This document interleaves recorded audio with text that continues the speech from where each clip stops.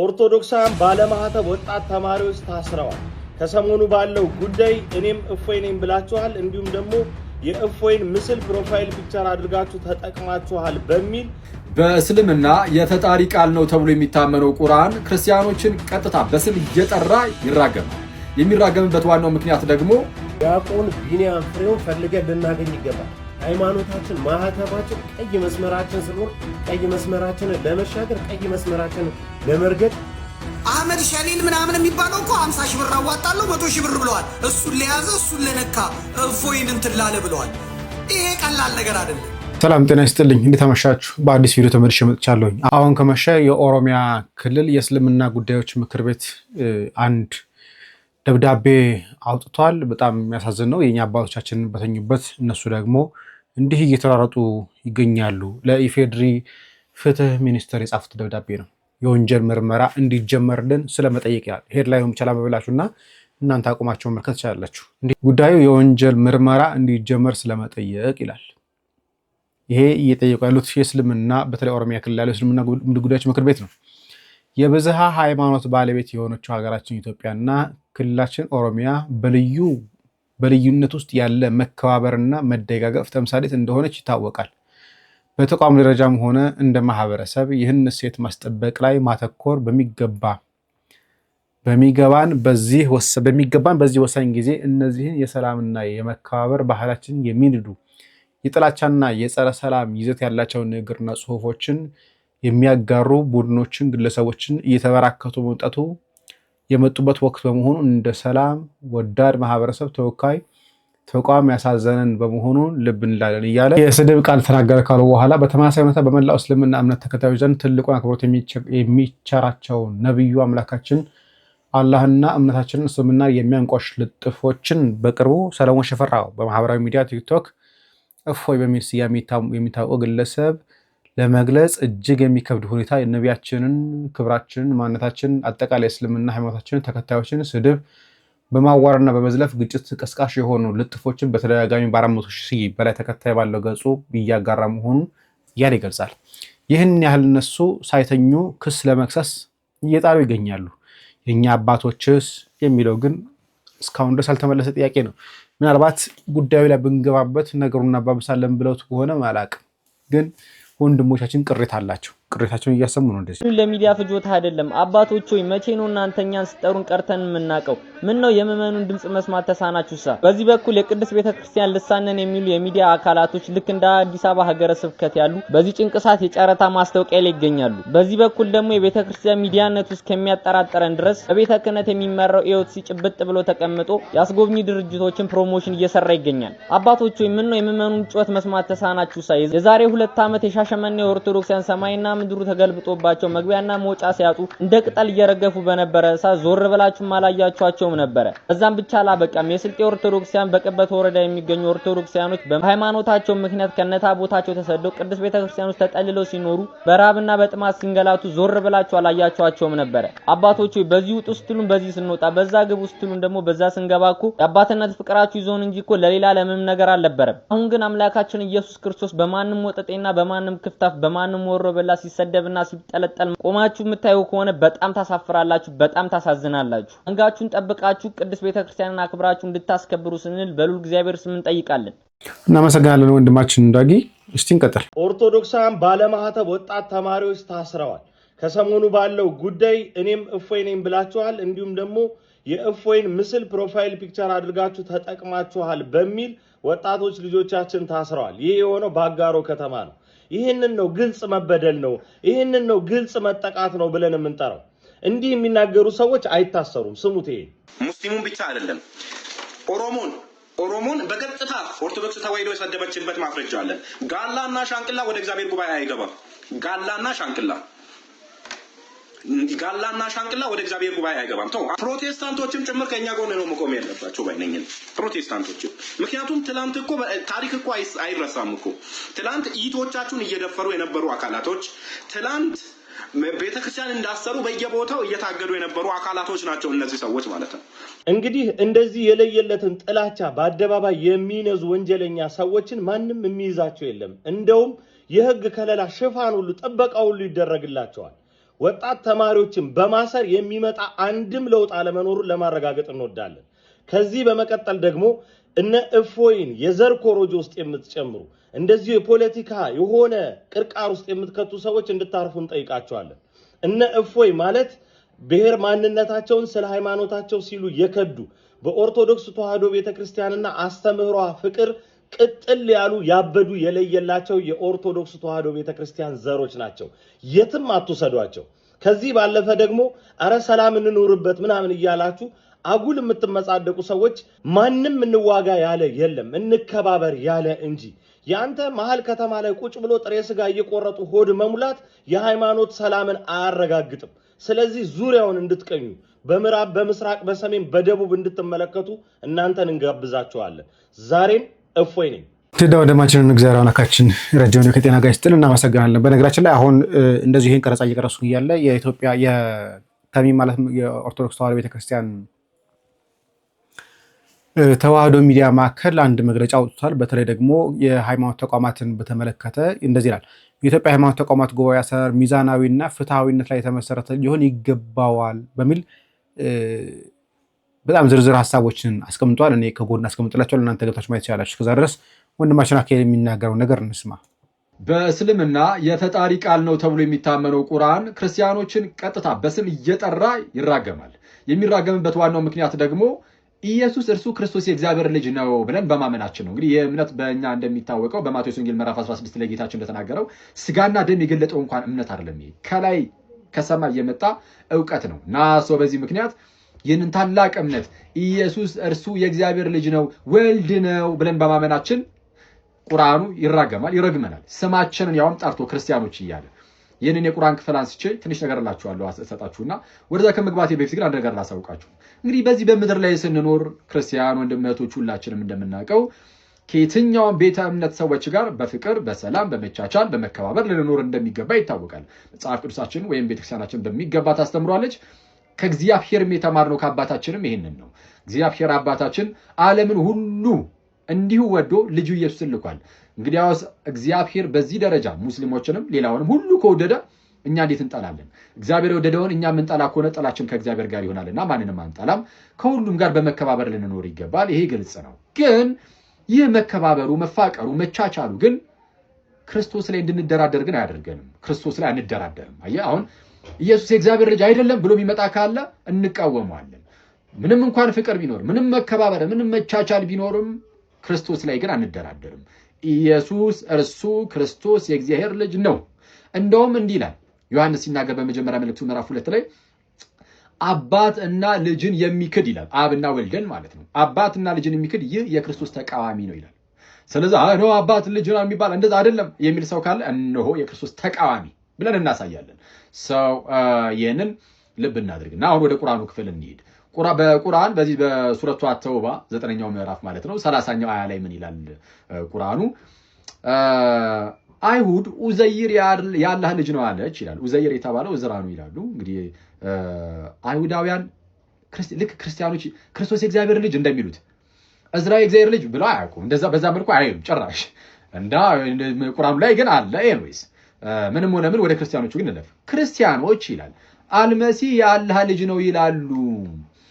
ይህ ግን በአንደበታቸው ያለ ቃላቸው ነው። ከእነርሱ በፊት የካዱ ሰዎችን ቃላቸውን ያመሳስላሉ ይልና አላህ ያጥፋቸው ይላል። አላህ ያጥፋቸው። አሁን አላህ ያጥፋቸው የተባሉት ክርስቶስ የአላህ ልጅ ነው ስላሉ ነው። እንግዲህ አሁን ክርስቲያኖች አልመሲህ ወይም ክርስቶስ የእግዚአብሔር ልጅ ነው የሚሉት። ስለዚህ አሁን አላህ የሚለው እግዚአብሔር የሚለው ለማመልከት ከሆነ እንግዲያውስ አዎ ክርስቶስ የእግዚአብሔር ልጅ ነው። ግን አላህ ሲሉ ግን በቃ የእስልምናውን አምላክ ስፔሲፊክሊ እሱን እያታሰበ ከሆነ የተወራው የእስልምናው አምላክ አላህ ለጌታችን ለኢየሱስ አባቱ በፍጹም አይደለም። እንደዛ ብለን አናምንም እኛ።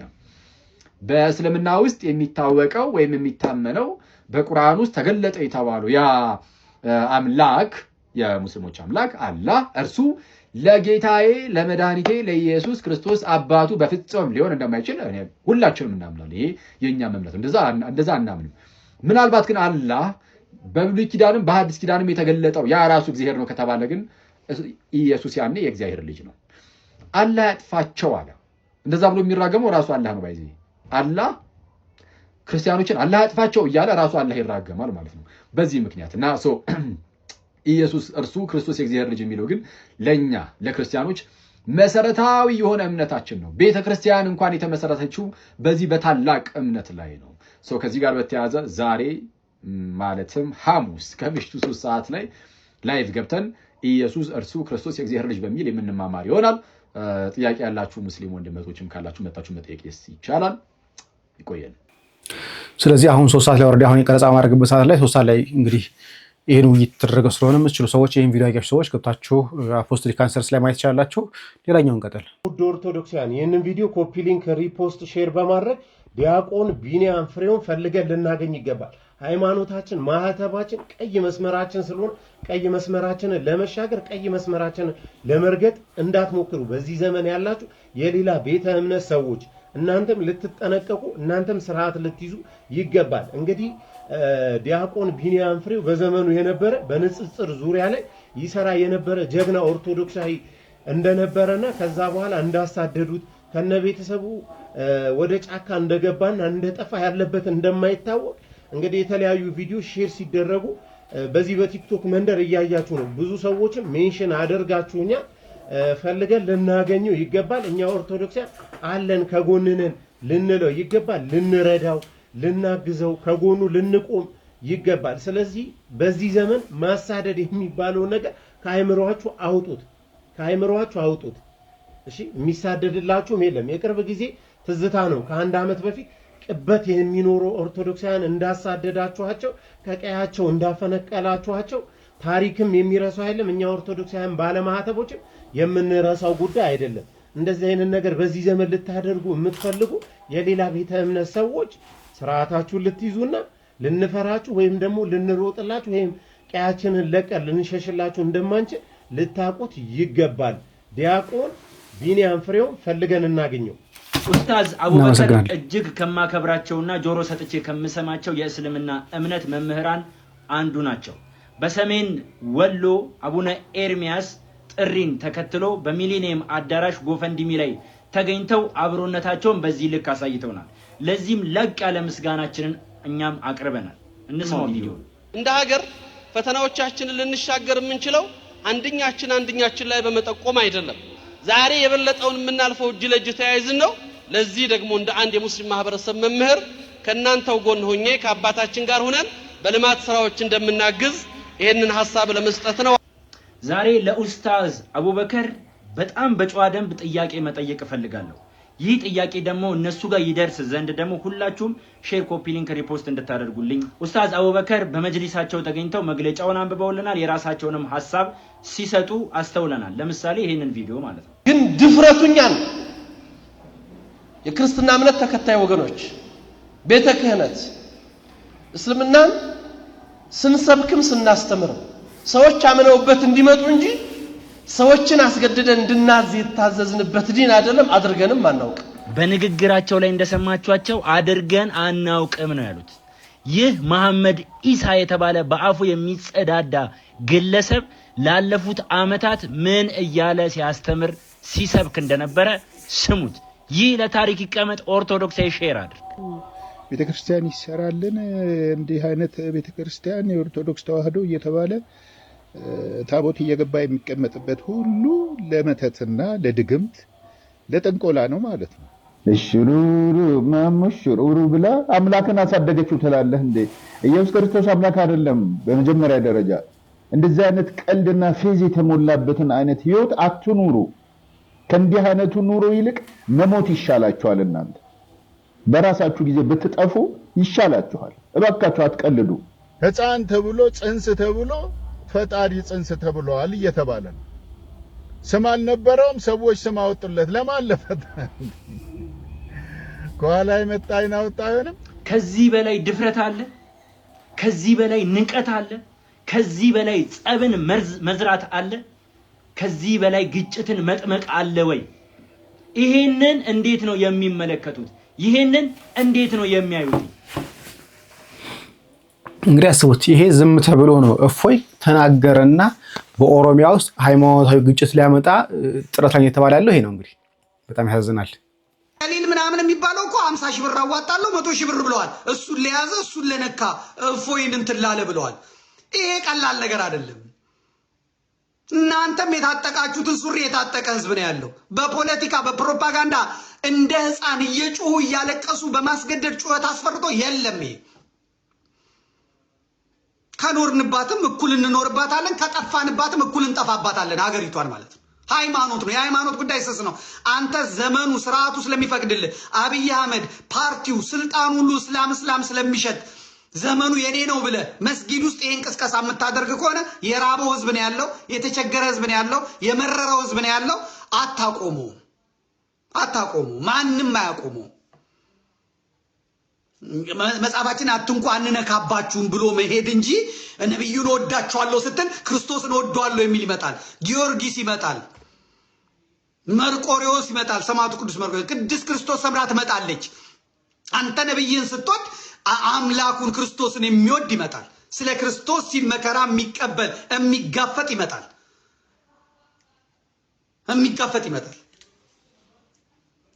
እኔ ዝም ብዬ ፋኖ ምን ይመስላል እንዴ አልልም። ፋኖ ምን ይመስላል አልልም። አንዳንዶቹ ደግሞ ምን ይላሉ? ይሄ ነገር እስልምናንና እንትን ይሄ እፎይ ያነሳው ነገር የአማራ እስላሞች እየተቆጡ ነው እና በአማራ ውስጥ ችግር ሊፈጥር ይችላል። ምን ያገናኘዋል? እፎይ አምላኩ ተሰደበበት፣ ለአምላኩ መልስ ሰጠ። መጽሐፍ ቅዱስ ተተቸበት፣ ቁርአንን ተቸ። አማራ የሚታገለው ለህልውናው ሲል ነው። ከዚህ ጋር ምን ያገናኘዋል? ምንም የሚያገናኘው ነገር የለም። እና እንቀጥላለን፣ እንሰማለን። እስልምና ጉዳይ ተቋሙ ክስ ይመሰርታል። ይህን ድርጊት ዛሬም ትናንትን በፈጸሙ ሰዎች ላይ አያችሁ፣ መጅሊሱን ተቆጣጥረውታል። ወሃቢዎቹ ፍርድ ቤቱን ተቆጣጥረውታል። ስርዓተ መንግስቱን ተቆጣጥረውታል።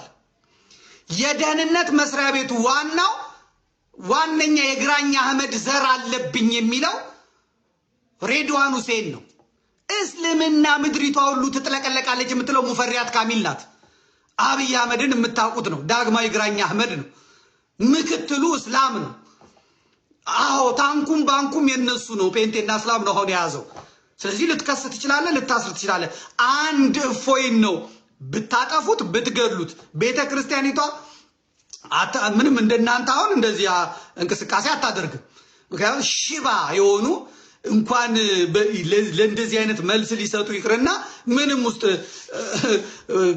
አደጋው 5 ኪሎ ሲደርስ ነው ጥቁር ልበሱ ውጡ አድኑን የሚሉት። ጉሮሯቸው ሲያዝ እንጀራቸው ጉሮሯቸው እምነት ሃይማኖት የሚታያቸው የኛዎቹ 5 ኪሎ ሲደረስ ነው። ያነሳው ህዝብ የተነሳው ማዕበል እንዲህ በማስፈራራት የሚቆም አይደለም። አዎ ትችላላችሁ፣ ትናገራላችሁ። አስከባሪ አካላቶች ሰዎቹ በህግ ቁጥጥር ስር እንዲሆኑ አላስፈላጊ ነገር እንዳይደረግ እንዲያደርጉ በህግ ተጠያቂ እንዲሆኑ እንጠይቃለን። ህጋዊ ስርዓት ተከትለን እንሄዳለን። ይሄን ያነሳሁት መምህራችን ዲያቆን ዘመርኩን በቀለን እግዚአብሔር አምላካችን ረጅም ከጤና ጋር ይስጥልን። ስለዚህ እስከ ፍጻሜ ድረስ እንጋደላለን። ለማንኛውም የቪዲዮ ሼር አድርጉት። ቸር ቆየን።